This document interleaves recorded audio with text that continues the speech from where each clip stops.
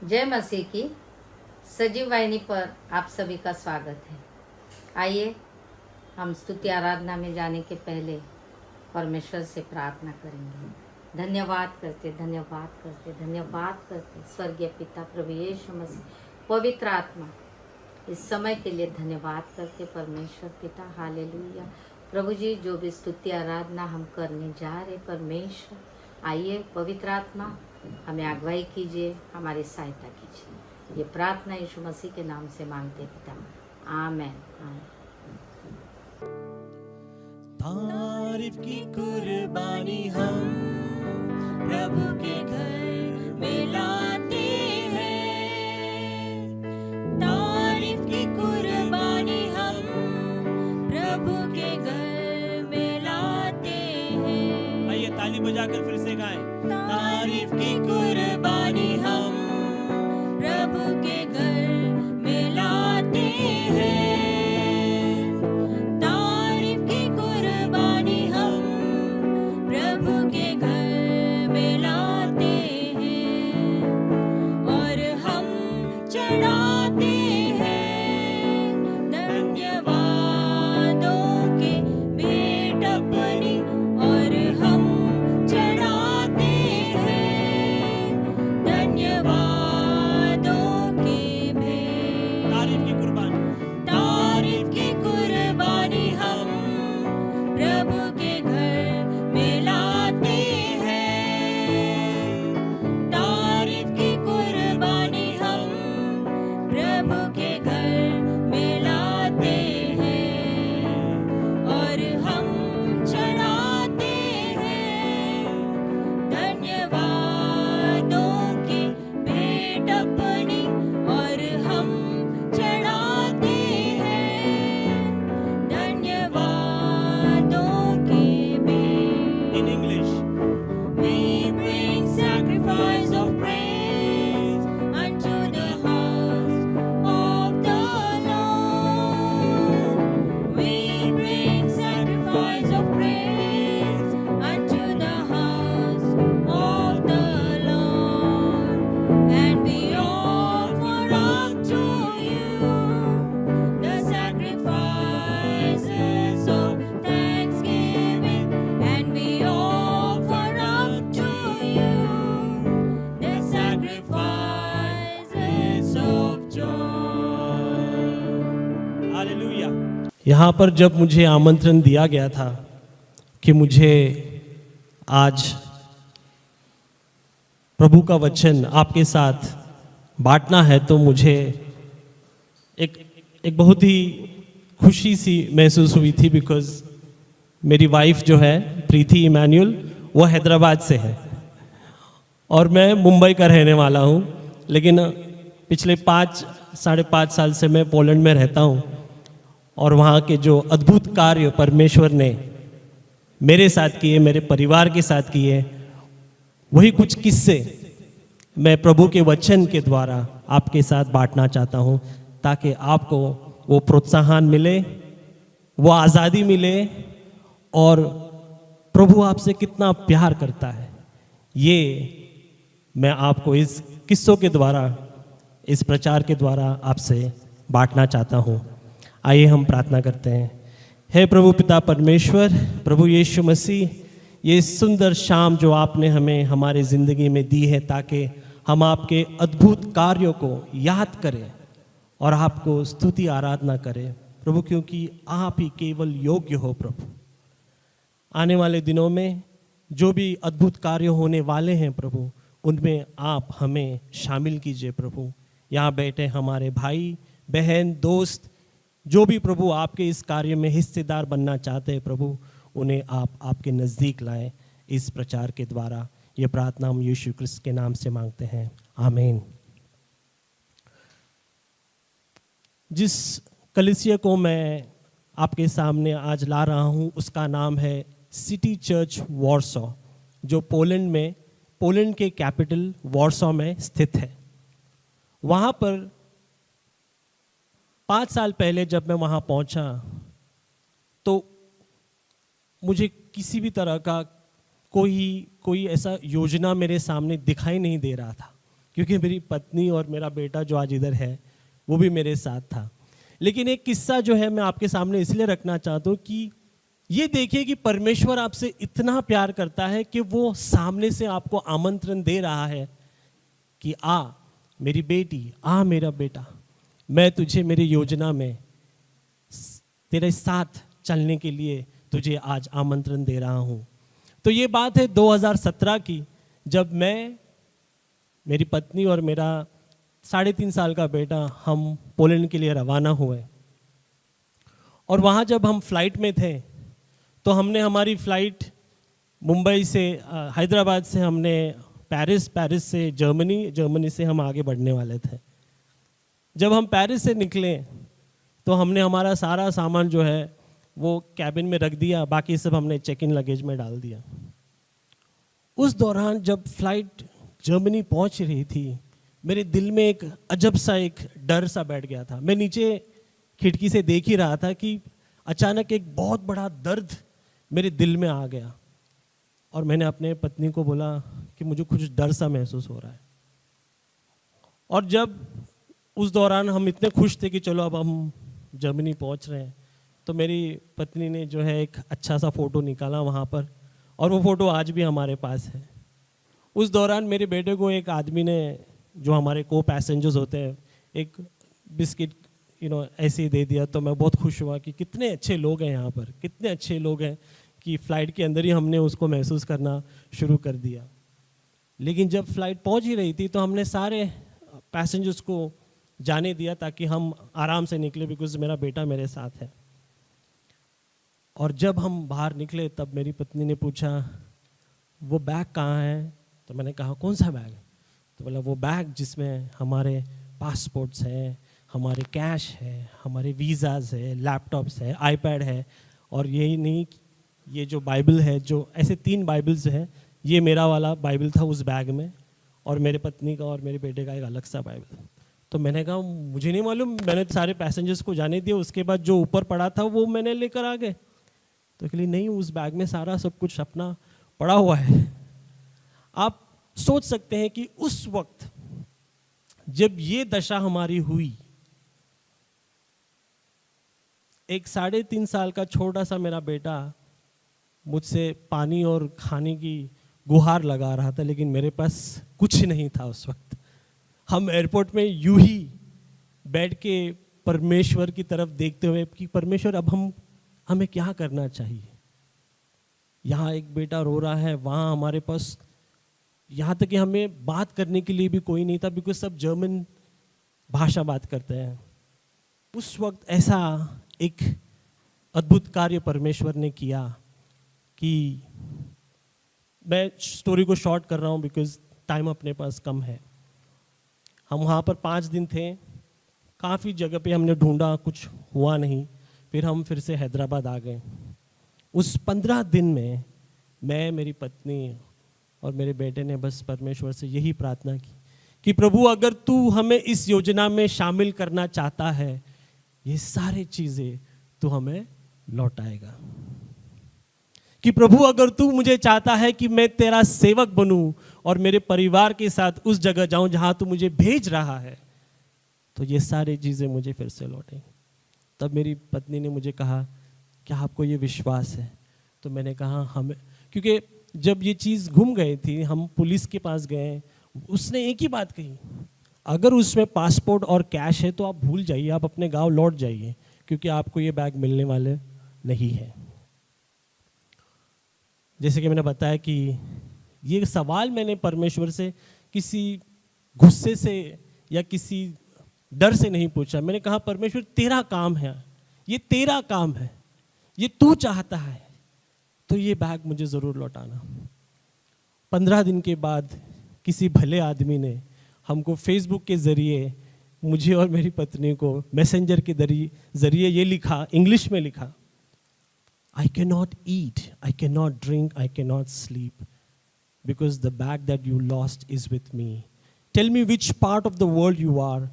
I want to give this bag back to you. जय मसीह की। परमेश्वर भला है। ये देखते ही सुबह 5:30 के दौरान दोनों हम जाग उठे, हमने कहा ये कार्य को हम कभी नहीं भूलेंगे, इसे हम दुनिया भर लोगों तक पहुंचाएंगे कि ये है हमारा सच्चा परमेश्वर, जिसपे हम पे विश्वास, जिसको हम विश्वास करते हैं, जिसमें ताकत है, जिसमें शक्ति है, जो सच्चा है, जो भला है, जो हमारे साथ है, जो मुझ में है, यीशु मुझ में है। ये कार्य जब हम लोगों को दूर दूर तक पहुंचा रहे हैं, और जब उस आदमी ने हमसे कहा कि आप कहाँ हो, मैंने कहा मैं अभी हैदराबाद में हूं, लेकिन मैं आप वो कह रहे हैं कि आप कहाँ हो, मुझे बताइए, मैं आके दूंगा आपको। तब मुझे एक अलग सी भावना मुझ में है कि इतना क्यों ये आदमी करना चाहता है, क्योंकि उसने एक वीडियो भेजा। उस वीडियो में उसने एक एक करके वो सारी चीजें जो उस वक्त हमसे गुम गई थी, एक एक करके वो बाहर निकाल रहा था। तो पहले उसने लैपटॉप निकाला, पहले उसने फिर उसके बाद आईपैड निकाला, ऐसा करते करते एक एक चीजें बाहर। और मैं और मेरी पत्नी वो वीडियो देखकर बस आपको बता नहीं सकता मैं, ये बताने वाली बात नहीं, इसको महसूस जब आप करोगे। अब मैं ये नहीं चाहता कि आप किसी प्रॉब्लम में पड़ो, मैं ये चाहता हूं कि इसको आप महसूस जब तक नहीं करेंगे, इसका एहसास मैं आपको कितना भी चाहे बोलूं, ये नहीं मैं आपको व्यक्त कर सकता। चलो आगे बढ़ते हैं, एक एक करके। फिर ऐसा क्या हुआ जिस आदमी ने सोचा कि ये सारी चीजें हमें लौटाने हैं, तो पूरे वीडियो के एंड में वो एक एक करके हमारे बाइबल्स को निकाल रहा था, और इन दी एंड आखिर में उसने ये बाइबल निकाली, क्या ये भी आपका है? और उसके रिप्लाई में हमने उसको कहा कि ये सारी चीज़ें हमारे हैं, और जिस तरह से परमेश्वर ने उसके दिल को तोड़ मरोड़ कर उससे एक ऐसा कार्य करवाया, मेरे ख्याल से, क्योंकि वो मसीह को नहीं जानता था, वो आदमी मसीह नहीं है, he is not a Christian. दोस्तों, अगर ऐसे कार्य परमेश्वर आपके जरिए करने के लिए आज आपको आमंत्रण दे रहा है, तो बस आपको एक सवाल पूछना है, क्या मसीह मुझ में है, और परमेश्वर की इस योजना में मेरा क्या किरदार मैं निभा रहा हूं? ये दो सवाल के ऊपर आज मेरा जो वचन है मैं आपके साथ बांटना चाहता हूं। तो ये दो सवाल के जरिए हम आज ये कुछ 40 मिनट एक दूसरे के साथ बांटेंगे, और आशा करता हूं कि जब आप इस रूम से बाहर निकले, इस जगह से आप बाहर निकलो, तो बस वो परमेश्वर का प्यार आपके मुंह से छलके, वो अद्भुत कार्य जो हुआ मेरी जिंदगी में, जिसकी वजह से आज मैं यहाँ हूँ, और बाकी दूसरे देशों में भी मैंने ये बात कही थी, वो मैं आपके साथ शेयर करना चाहता हूँ।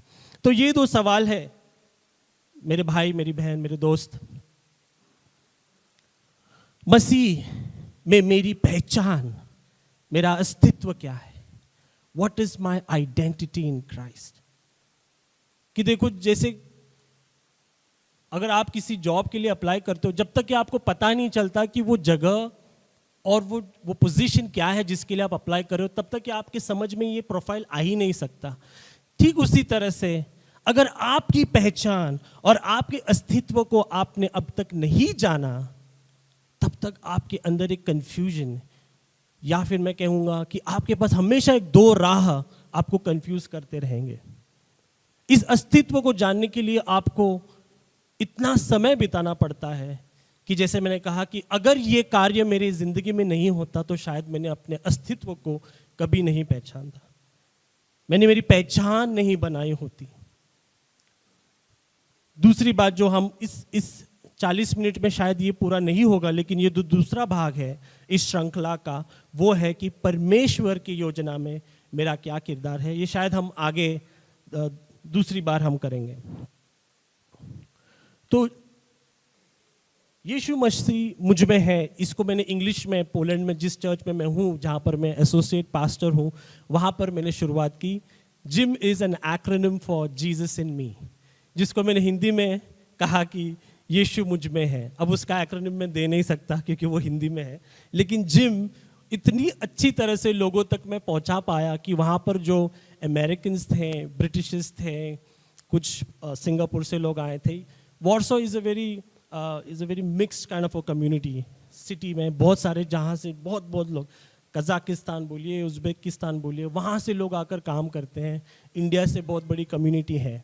वहाँ के लोगों को ये जिम वाला जो सीरीज़ था, मैंने जब शेयर किया तो उनके आंखों से आंसू आने लगे। ठीक उसी तरह से मैंने सोचा कि जब प्रवीण, हमारे भाई प्रवीण ने जब मुझे कहा, तो मैंने कहा मैं हिंदी में प्रचार करता हूँ, अगर आप एक मौका दें तो यहाँ पर जो भी भाई बहन हैं मैं उनके साथ ज़रूर शेयर करूँगा। तो जिम, ये जो श्रृंखला है, इसमें परमेश्वर के साथ अपना जो रिश्ता मजबूत और अटूट है उसको मैं आपके सामने बांटता हूँ। उसी तरह से हमारे इर्द गिर्द के लोग जो हमारे साथ इस योजना में हमारा मदद करते हैं, जैसे कि हमारे भाई बहन, माँ बाप, पास्टर्स, लीडर्स जो भी हैं, उनके बारे में भी जिम एक तरह से हमको प्रोत्साहित करता है कि हम जानें। पहला वचन पढ़ेंगे कि इस अस्तित्व को जानने के लिए परमेश्वर हमसे क्या कह रहा है। क्या आप पढ़ेंगे? यूहन्ना का पहला अध्याय, उसका 12वां वचन। यूहन्ना फर्स्ट अध्याय 12th वचन। परंतु जिन्होंने उसे ग्रहण किया, उसने उन्हें परमेश्वर के संतान होने का अधिकार दिया, अर्थात उन्हें जो उसके नाम पर विश्वास रखते हैं। जो हमें परमेश्वर बता रहा है वो यही है कि हम परमेश्वर की संतान है, और वही अधिकार हमको परमेश्वर ने दिया है। क्या इससे बड़ी बात हो सकती है कि हम परमेश्वर के संतान बन के इस जग में हैं? इस जग में हमारी एक पहचान जो है वो है परमेश्वर के संतान बनकर। हालेलुया, क्या बात। इसको अगर हम गौर से, और बार बार जब भी मैं इसके बारे में सोचता हूँ कि इससे बड़ा अवसर हमारे पास क्या हो सकता है कि हमारे अंदर जो खून है, हमारे अंदर का हर एक जो भाग है, वो हम परमेश्वर की संतान बन के इस दुनिया को बता रहे हैं। मेरे भाई और बहनों, ये हमारे लिए सबसे बड़ा अधिकार परमेश्वर ने हमें दिया है।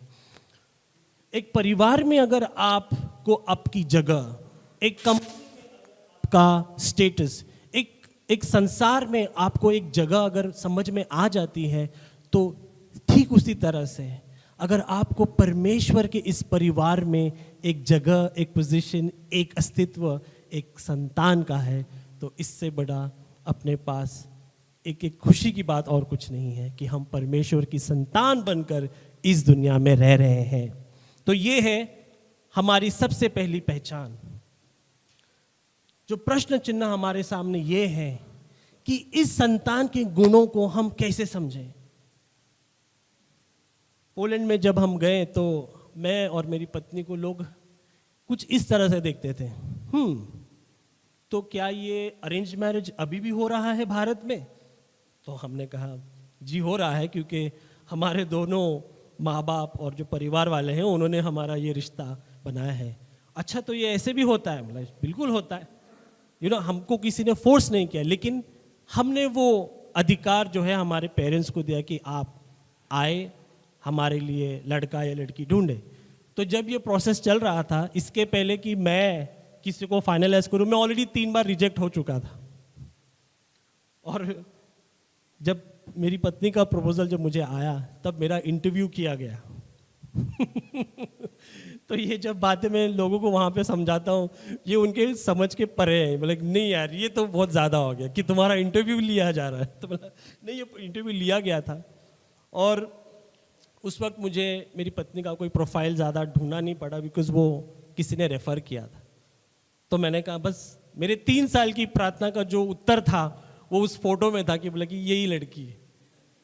तो उस वक्त जो है, जब इनके पिता, जो यहाँ के जाने माने जो म्यूज़िक डायरेक्टर है, he is a legendary musician, doctor PJD Kumar, तब मुझे उनके बारे में कुछ ज़्यादा पता ही नहीं था, क्योंकि मैं मुंबई में था, मैं HDFC में काम कर रहा था। तब उन्होंने मुझे कहा कि हम आपसे बात करना चाहते हैं। तो जो दूसरे दिन इंटरव्यू हुआ तो उन्होंने कहा भाई तुम्हारा प्रोफाइल सब कुछ ठीक ठाक है, लेकिन क्या आप मेरे लिए गाना गा सकते हो?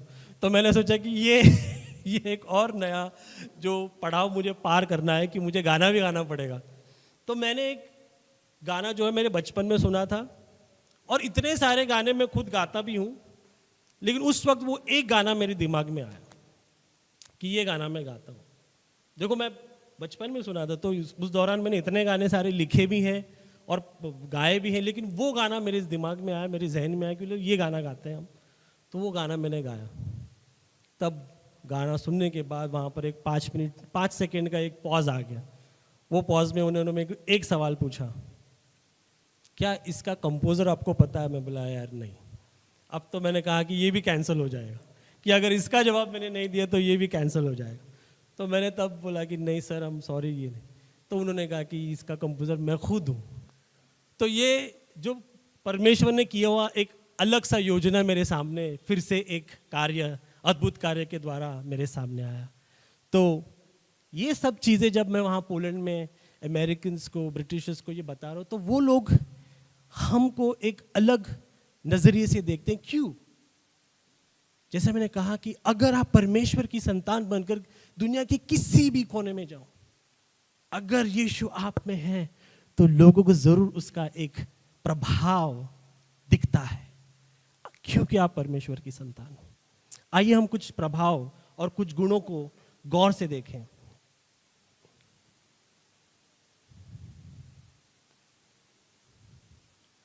इन गुणों को हमें पाने की कोई जरूरत नहीं पड़ती है, क्योंकि ये गुण परमेश्वर की संतान होने के नाते आपको भेंट के द्वारा दी गई है। आपको पवित्र आत्मा के द्वारा ये भेंट दी गई है। अगर आप में प्रभु यीशु मसीह का प्यार छलकता है, अगर आपके जरिए परमेश्वर के बड़े बड़े कार्य हो रहे हैं, तो इन्हीं गुणों के द्वारा हो रहे हैं, क्योंकि इसके अलावा आपके पास कोई चारा नहीं है। यीशु मसीह अगर मुझ में है, इन गुणों के जरिए मैं इस दुनिया को एक बेहतर दुनिया बनाना कर सकता हूँ। इस दुनिया को मैं बेहतर बना सकता हूँ। मेरी इर्द गिर्द के लोगों को मैं अच्छा बना सकता हूँ। और ये गुण क्या है? इसमें सबसे पहला आता है प्रेम। मेरे मन में अगर यीशु है, मेरे जीवन में अगर यीशु है, तो मुझ में प्रेम है। ये प्रेम में लोगों को बांटता, क्योंकि खुद स्वयं परमेश्वर यीशु मसीह ने उनका प्रेम अपनी जान गवाकर, अपना लहू बहाकर हमारे सामने रखा है। इससे बड़ा प्रेम नहीं है कि कोई अपनी खुद की जान दूसरों के लिए दे। इसमें सबसे बड़ा प्रभावशाली गुण जो हम में दिखता है वो है, हम प्रेम की तरफ अपना एक गुण पा लेते हैं। आनंद, जैसे कि सिस्टर बता रही थी कि ऐसे क्या गुण है जो जब लोग आपको देखें, जब आप यहाँ पर खड़े होकर बोले, वो आनंद ही है, क्योंकि हमारे अंदर यीशु मसीह बसा है। वो आनंद ही छलकता है जिसके जरिए लोग बोलते हैं कि इसमें, इस बहन में या इस भाई में कुछ ऐसे गुण हैं जो हमारे अंदर नहीं है। ऐसा क्यों? क्योंकि अब तक उन्होंने यीशु को नहीं जाना। और ये जिम्मेदारी हमारे ऊपर है कि हम वही प्रेम, वही आनंद लोगों तक पहुंचाएं, ताकि वो लोग भी उस प्यार का आनंद उठाए, उस आनंद का आनंद उठाए। आइए, जैसे मेल, हम लोगों को मिलाने की बात करते हैं, लोगों को तोड़ने की बात नहीं करते। हम हमारे परिवार में, कुटुंब में हमेशा हमेशा शांतिपूर्वक काम करना चाहते हैं। ये एक अच्छा गुण जो है वो हमने आजमा कर देखा है। धीरज, पेशेंस, ये सारे गुण जो है स्वयं यीशु मसीह ने हमारे सामने रखे थे। उनके प्यार के द्वारा, उनके आनंद के द्वारा हमने ये स्वयं उनकी तरफ से हमारे जीवन में पाने की एक क्षमता उन्होंने हमको दी है। कृपा, भलाई, विश्वास, नम्रता, संयम, इन गुणों के द्वारा परमेश्वर आपके जीवन में कुछ कार्य करना चाहता है आज। और इसके लिए आपको आपके दिल को उनकी तरफ खोलना है, पवित्र आत्मा को अपने अंदर बुलाना है। आइए हम एक और वचन पढ़ेंगे।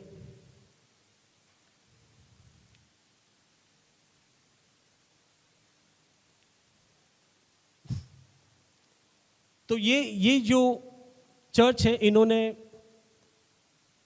यूक्रेन में जब वॉर हुआ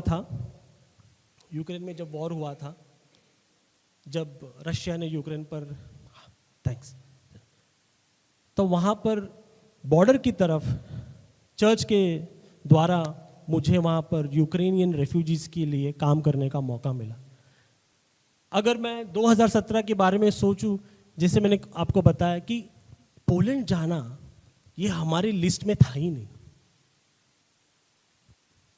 यहाँ तक कि मुझे अभी भी याद है जब मैंने मेरी माँ से ये बात कही थी कि मुझे पोलैंड जाना है, वो बोले पोलैंड मैप में किधर दिखता है ये मैप में है कहाँ? तो मैंने कहा आपको हिटलर पता है ना, उसके बगल में जो देश है वो पोलैंड का है, क्योंकि हिटलर कहते हैं जर्मनी याद आता है। तो परमेश्वर का कार्य कुछ ऐसा है कि जहां नहीं जाना है वहां आपको वो लेके जाएगा। जहां आपको लगता है कि आप रेडी नहीं हो, आप तैयार नहीं हो, वहां वो आपको लेकर जाएगा, क्योंकि इस तैयारी में ही आपके जिंदगी का बदलाव उसके प्रभाव से होगा। तो वॉर हुआ 24 फरवरी 2022 में, और तब हमारे चर्च के ज़रिए मुझे बॉर्डर पे जाने का मौका मिला। वहाँ बॉर्डर पे मैं 3 बार गया। वहाँ पे यूक्रेनियन रेफ्यूजीज़ को हमने खाना पीना हर एक चीज़ जो उनको लगती है वो सारा काम हमने किया। वहाँ पर एक जर्नलिस्ट आया, उसने कहा ये भारतीय यहाँ पे क्या कर रहा है ये भारतीय यहाँ पे क्या कर, क्योंकि वो एशिया नेट का जर्नलिस्ट था। वो देख के मुझे हैरान कि ये गोरों के बीच में ये इंडियन यहाँ क्या कर रहा है। मेरे दोस्त, मेरे भाई, मेरे बहन, परमेश्वर की इस योजना में वो आपको बुला रहा है। जहां आप कभी सोच भी नहीं सकते वहां वो आपको बुला रहा है। जहां आपने कभी सोचा नहीं कि आप वहां खड़े रहकर एक ऐसा काम करोगे कि पूरा जग देंगे, वहां वो आपको बुला रहा है। और हमने अराउंड कुछ $80,000 हमने जमा किए। चर्च के ज़रिए हमने वहाँ पर $80,000 हमने जमा किए, और वहाँ पर हमने देखा कि परमेश्वर इस कलीसिया के ज़रिए बहुत सारे लोगों को यीशु मसीह के बारे में बताने का हमको अवसर मिला। यूक्रेन के लोग हमारे चर्च को देखकर विश्वास करने लगे कि जहाँ पर उनके पास कोई निरीक्षण नहीं था, आज वो यीशु मसीह के ज़रिए लोग आ रहे हैं। वहाँ मुझे जर्नलिस्ट ने एक सवाल पूछा, पत्रकार ने एक सवाल पूछा, आप क्यों यहाँ पर आए? तो मैंने कहा कि जैसे कि बाइबल में लिखा है, love your neighbour as yourself, Poland आज वही कर रहा है। और उस काम को करने के लिए, क्योंकि यूक्रेन नेबरिंग कंट्री है, हमने सोचा कि ये लोगों को आज खाना या कपड़े जो भी ज़रूरत है, लेकिन उसके ज़रिए हमको कुछ और भी उनको देना है, एक होप, एक निरीक्षण देना है कि वो लोग परमेश्वर के घर में बस सकते हैं। तो कल ही एक और इवेंट हुआ था जिसमें हमने 51 वैन्स यूक्रेन भेजे। ये परमेश्वर का जो कार्य वहाँ हो रहा है, ये अद्भुत कार्य देखने के लिए, जैसे कि मैंने बताया कि मैं आपको कितनी बार भी ये बात बताऊं, लेकिन जब तक कि आप ये महसूस नहीं करोगे वो खुशी मैं आपको बता नहीं सकता कितनी बड़ी खुशी है। चलो आते हैं हम फिर से एक बार अस्तित्व की तरफ, आपकी पहचान की तरफ, कि अगर परमेश्वर ने आपको आपकी संतान बनाया है तो और क्या पहचान है आपकी। आइए सिस्टर, हम पढ़ेंगे यूहन्ना का 15वां अध्याय, उसका 15वां वचन। अब से मैं तुम्हें दास न कहूँगा, क्योंकि दास नहीं जानता कि उसका स्वामी क्या करता है, परंतु मैंने तुम्हें मित्र कहा है, क्योंकि मैंने जो बातें अपने पिता से सुनी वे सब तुम्हें बता दी। अमेजिंग, आमीन, आमीन। देखिए मेरे दोस्त, मेरे भाई, मेरे बहन, एक ऐसा परमेश्वर जो आपको मित्र कहलाता है, जिसके साथ आप वो सारी बातें शेयर कर सकते। जैसे आप, अगर आप कॉलेज के दिनों में याद करोगे, आपका एक हमेशा बेस्ट फ्रेंड होता है, एक ऐसा दोस्त जिसके साथ आप सब सारी चीज़ें शेयर कर, जो दुख हो या सुख हो, हर चीज़ में आप। यहाँ पर एक अलग रिश्ता परमेश्वर आपके साथ बना रहा है कि जिंदगी के हर एक पड़ाव में जहाँ पर आपने दुख सुख सहन की हो, या फिर ऐसी कोई भी चीज़ हो जो आप किसी और को नहीं बता सकते, लेकिन परमेश्वर कह रहा है कि मैं तुझे मित्र कहलाता हूं, बिकॉज मैंने इससे कोई भी चीज़ें तुमसे छुपाई नहीं, क्योंकि जो भी मैंने अपने परमेश्वर पिता से सीखी है वो सब चीज़ें मैं तुझे बताता हूँ। क्या एक अनमोल रिश्ता परमेश्वर ने आपके साथ बनाया मेरे भाई बहन। इस रिश्ते को आपको कायम रखना है, इस रिश्ते को आपको मजबूत रखना है। जब हम पिछली बार आए थे यहाँ पे एक बहुत अच्छा स्किट प्रेजेंट किया था, आज़ादी के दिन। उस वक्त जैसे ही परमेश्वर यीशु को उन्होंने प्रेजेंट किया, एक अलग सा प्यार हमें जाग उठा था, क्योंकि वो हर दरवाजे को खटखरा, लेकिन जिस दरवाजे पे यीशु मसीह था वहाँ पर यीशु मसीह ने उसे फिर से अपनाया। तो ये एक अलग रिश्ता है मेरे दोस्त, मेरे भाई, कि परमेश्वर आपको मित्र के जरिए एक अनोखा रिश्ता कायम कर रहा है। आपकी सबसे बेस्ट सहेली हो, आपका सबसे बेस्ट मित्र हो, लेकिन इससे बेस्ट मित्र आपका कोई नहीं। यह है आपकी पहचान कि आप परमेश्वर की संतान भी हो और उसका मित्र भी। आइए आगे बढ़ते हैं। रोमियो का 5वां अध्याय उसका पहला वचन पढ़ेंगे। क्योंकि हम अपने विश्वास के कारण परमेश्वर के लिए धर्मी हो गए हैं, सो अपने प्रभु यीशु मसीह के द्वारा हमारा परमेश्वर से मेल हो गया है। बिल्कुल, आमीन। इस विश्वास के द्वारा आपने जो रिश्ता आपका कायम कर लिया है, इससे परमेश्वर के साथ आपका एक मेल हो गया है, और ये मेल आपको इस परिवार का एक हिस्सा बना रहा है। परमेश्वर के परिवार में आपका स्वागत है, क्योंकि आप उसकी संतान हो, आप उसके दोस्त हो। ये विश्वास ही है जो आपको उसके परिवार में आज आमंत्रण दे रहा है। क्या हम खुश हैं कि हम परमेश्वर के परिवार का एक हिस्सा है? आमीन।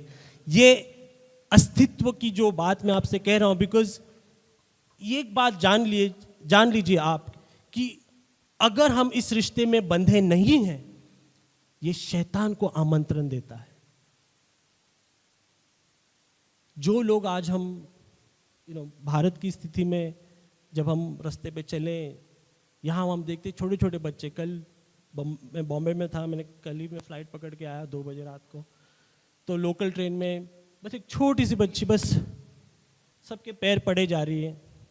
अब हमको पता नहीं उनके माँ बाप कौन है। ये परिवार में आपका होना इतना ज़रूरी है, क्योंकि अगर आप नहीं हो तो उस बच्चे जैसी हालत हमारी हो सकती है, जहाँ पर वो वल्नरेबल हो जाते हैं। उन पे हानि होने की ज़्यादा चांसेस हैं। तो मेरी आपसे यही रिक्वेस्ट है कि इस परिवार में आप बंधे रहें, इस परिवार में आप जुटे रहें, इस रिश्ते को, इस मेल को आप कायम रखें, ताकि आप इस घर के बाहर नहीं जाएं, इस परिवार के बाहर नहीं जाएं, क्योंकि वहाँ पर कुछ गलत भी हो सकता है, जिसके लिए शैतान इंतज़ार करता है। और ऐसे मेरे काफ़ी दोस्त हैं, जैसे कि मैंने आपको बताया, वहाँ पर एक अलग कल्चर होता है। जैसे हम भारत के बाहर गए, वहाँ पर एक अलग कल्चर है कि 16 या 17 साल में ही बच्चे बाहर। वहाँ उनके साथ क्या होगा क्या नहीं होगा, इसका उनके माँ बाप को कोई भी लेना देना नहीं होता। ये एक अलग कल्चर है। और जब मैंने ये बात उनसे भी कही, क्या 40 साल तक भी मेरी माँ मुझे बोलती है कि तुम मेरे साथ रहना है, तो वो लोग के लिए एक अलग कल्चर होता है कि अरे 40 साल में भी आज भी तुम अपने घर में हो। बोला हाँ, सो इस परिवार में आपको जुट कर रहना है, क्योंकि परमेश्वर चाहता है कि तुम उसकी योजना में उसका परिवार का हिस्सा बन के करो, बाहर से नहीं बल्कि उसके परिवार का हिस्सा बन के उसके साथ काम करो। आइए हम फिर से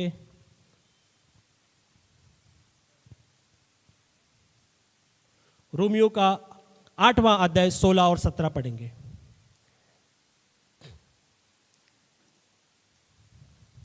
आत्मा आप ही हमारी आत्मा के साथ गवाही देता है कि हम परमेश्वर की संतान हैं, और यदि संतान हैं तो वारिस भी, वरन परमेश्वर के वारिस और मसीह के संगी वारिस हैं, जबकि हम उसके साथ दुख उठाएं कि उसके साथ महिमा भी पाएं। आमीन, आमीन। इस परिवार का सदस्य में इस परिवार का आपको जब सदस्य बनते हो, तो इसमें दुख और सुख दोनों बांटे जाते हैं। कि अगर परमेश्वर का उद्धार वहाँ हो रहा है तो आपका भी उद्धार होता है, कि अगर परमेश्वर का नाम वहाँ पर ऊंचा उठ रहा है तो आप, क्योंकि उस योजना का एक भाग हो, आपका भी उसका एक भाग बन के आप उसमें शामिल हो। देखिए, संतान, मित्र और फिर वारस, ये एक अद्भुत रिश्ता जुड़ा जा रहा है आपके साथ। मेरे दोस्तों, इससे बड़ी सौभाग्य की बात नहीं है कि हम उसके वारस बन के इस दुनिया में आज जीवित हैं। उसकी हर एक योजना को हम आगे बढ़ा रहे हैं उसकी वारस बनकर। ये बहुत बड़ी बात है। और जैसा कि मैंने आपको बताया कि जब ये सारी चीज़ें हमको मिली, तब हम पोलैंड में जब गए तो वो हमारे लिए इतनी बड़ी गवाही बन गई कि लोगों का विश्वास परमेश्वर और भी मजबूत होता गया। तो मैंने फेसबुक पे एक लंबा जो मेरी गवाही थी मैंने फेसबुक पे लिखी, और जिस आदमी ने हमको कांटेक्ट किया वो आज भी फेसबुक पे ये सारी चीज़ें देख रहा है। वो आज भी ये चीज़ ये ऑनलाइन सर्विस देखता होगा। दोस्तों, ये एक ऑन गोइंग प्रोसेस है। इस रिश्ते का कोई अंत नहीं। एक बार आपने आपका जीवन परमेश्वर को दे दिया, वो एक सच्चा परमेश्वर बन के आपकी सहायता करेगा, आपके साथ रहेगा। हम 2 तिमोथी चैप्टर 1 वर्स 7, दूसरा तिमोथी का पुस्तक उसका पहला अध्याय 7वां वचन पढ़ेंगे। क्योंकि परमेश्वर ने हमें जो आत्मा दी है वह हमें कायर नहीं बनाती, बल्कि हमें प्रेम, संयम और शक्ति से भर देती है।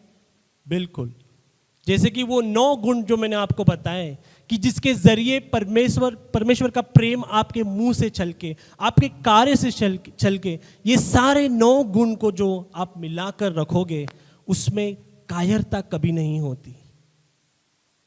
आप डर से आगे लड़ने के लिए तैयार हो। जैसे मैंने आपको बताया, एक ऐसी जगह लेकर जाना चाहता है परमेश्वर आपको कि जहां पर आपने कभी सोचा भी नहीं। लेकिन अगर आप सोचोगे तो आप डर जाओगे, लेकिन परमेश्वर आपको उसके लिए भी तैयार कर रहा है। दूसरा कोरिन्थियन का पुस्तक उसका 5वां अध्याय और 17वां वचन पढ़ेंगे। सो यदि कोई मसीह में है तो वह नई सृष्टि है, परंतु आमीन। पुरानी बातें बीत गई हैं, देखो वे सब नई हो गई। बिल्कुल, आमीन, हालेलुया। एक नई सृष्टि का जन्म आज हुआ है। एक नई सृष्टि आपके अंदर बन रही है क्योंकि आपने यीशु मसीह को अपने जीवन में मान लिया है। आपके सारे कार्य इसके पहले जैसी थी वो पहले जैसे नहीं है। एक अद्भुत कार्य परमेश्वर आपके जीवन में कर रहा है, वो ये है कि क्योंकि आप उसके परिवार का हिस्सा हो, आप में सारी 9 गुणे झलक रही है। आप एक नई सृष्टि बन के इस धरती पर हो। आमीन, प्रेज द लॉर्ड। क्या बात है। और ये है वो 9 गुण। ये एक नई सृष्टि का एक अद्भुत कार्य आपके जीवन में होने जा रहा है। मेरे दोस्तों, यीशु मसीह आज आपको बुलाकर ये 9 गुण पवित्र आत्मा के द्वारा एक भेंट समझकर आपको देने के लिए तैयार है, क्योंकि आप उसकी संतान हो, क्योंकि आप उसके मित्र हो, क्योंकि आप उसके वारस हो। आमेन, आमेन। तो इसके पहले मैं अपने प्रचार को समाप्त करूं, एक प्रश्न मैं छोड़ के जाऊंगा, क्योंकि जैसे कि मैंने आपको बताया कि मेरे पास 40 मिनट ही थे। इसका दूसरा भाग्य में ये प्रश्न मैं आपको छोड़ूंगा, परमेश्वर के इस अद्भुत योजना में आपका क्या किरदार है, ये जानना आपके लिए बहुत जरूरी है। ऐसा कौन सा कार्य है जो परमेश्वर आपके जरिए इस दुनिया में करना चाहता है। एक ऐसा अनमोल किरदार आप निभाओगे, ये मेरा विश्वास है। जैसे कि मैंने बताया, मैंने कभी नहीं सोचा कि पोलैंड जैसी ऐसी जगह पर जाकर मैं एक पास्टर बनूंगा या मैं परमेश्वर का कार्य करूंगा। जब मैं वहाँ पर फिलहाल मैं भी इंडिया में एक प्रोजेक्ट के जरिए आया हूँ। मैं वहाँ पर काम भी करता हूँ, इंटरनेशनल बिजनेस डेवलपमेंट, और वहाँ पे मेरा काम है कि मैं कंपनीज को प्रमोट करूँ। लेकिन वो तो होते रहता है, जैसे कि सिस्टर भी बता रहे कि ये सारे काम तो होते रहेंगे, लेकिन कुछ ऐसी चीज़ें हैं जो परमेश्वर उसके अलावा भी आपके ज़रिए करना चाहता है। तो ये प्रश्न मैं आपको छोड़कर जाऊंगा कि आप एक बार वो सवाल ज़रूर कीजिए, परमेश्वर की इस योजना में मेरा क्या किरदार है। आइए हम प्रार्थना करते हैं। हालेलुया। हे प्रीता परमेश्वर, प्रभु यीशु मसीह, तेरा हम धन्यवाद देते हैं कि प्रभु की आपने इस समय को प्रभु आपके लिए हमें इस्तेमाल करने का मौका दिया, ताकि यहाँ बैठे हर एक भाई बहन दोस्त प्रभु आपके इस योजना का भाग बने। जो अद्भुत कार्य प्रभु आप उनके जरिए करना चाह रहे हो प्रभु, वो कीजिए प्रभु, क्योंकि वे आज आपके घर में हैं। प्रभु उनसे बातें कीजिए ताकि वो आपकी बातें सुनकर प्रभु वो अगला कदम उठाएं जो आप चाहते हैं कि वो उठाएं। प्रभु यहाँ से निकले तो प्रभु वो उस कदम को प्रभु आपकी तरफ ले चले। प्रभु उनको सहायता दीजिए, उनके काम काज, उनके बिजनेस में, उनके उद्योग में प्रभु आप उनका उपयोग कीजिए। प्रभु जहाँ पर भी वो जाएं प्रभु आपके ये 9 गुण प्रभु उनके जरिए, उनके कार्य के जरिए लोगों तक पहुँचे और वो प्यार उनसे छलके। प्रभु आपका कार्य उनके जरिए हो प्रभु ये प्रार्थना हम कर रहे हैं उन लोगों के लिए प्रभु जो ऑनलाइन भी सुन रहे हैं प्रभु, आप उनको भी प्रभु आशीष दें। प्रभु जो लोग आज नहीं आ पाए प्रभु उनके साथ भी आप रहिए। जो लोग प्रभु जो लोग बीमार हैं प्रभु उनको चंगाई दे प्रभु इस हैदराबाद के शहर में प्रभु जो लोग प्रभु आज भटक रहे हैं प्रभु, जिन्हें आज उनके अस्तित्व के बारे में पता नहीं प्रभु हम चाहते हैं प्रभु कि आप उन्हें यहाँ पर लाएं। ये प्रार्थना हम प्रभु यीशु क्रिस्त के नाम से मांगते हैं, आमीन।